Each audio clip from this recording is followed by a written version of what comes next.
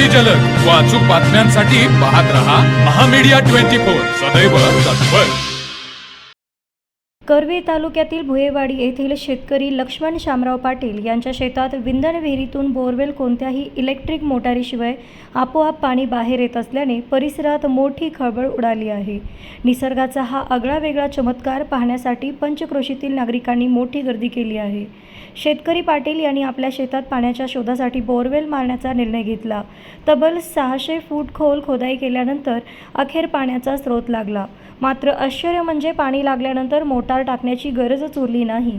बोरवेलमध्ये सुमारे 2.5 ते 3 इंच वेगाने पाण्याचा प्रवाह आपोआप जमिनीच्या वर येऊ लागला। सामान्यतः बोरवेल मारताना हवेच्या दाबामुळे काही वेळ पाणी वर येत होते, मात्र भुयेवाडीतील या बोरवेलमधून सलग दुसऱ्या दिवशीही पाण्याचा उपसा सुरूच आहे। कोणत्याही तांत्रिक उपकरणाशिवाय निसर्गदत्त दाबाने वाहणारे हे पाणी पाहून शेतकरी राजा सुखावला आहे। भूगर्भशास्त्रानुसार जेव्हा 2 अभेद्य खडकांच्या थरांमध्ये अडकलेल्या पाण्यावर प्रचंड नैसर्गिक दाब निर्माण होतो तेव्हा त्याला आर्टेशियन वेल म्हटले जाते। अशा स्थितीत विहीर खोदली असता पाणी पंपाशिवाय भूपृष्ठावर येते।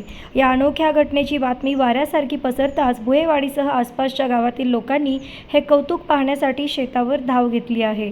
सध्याच्या कडक उन्हाळ्याच्या पार्श्वभूमीवर निसर्गाची ही किमया लक्ष्मण पाटील यांच्यासाठी आणि परिसरातील शेतीसाठी एक दिलासादायक देणगी ठरली आहे।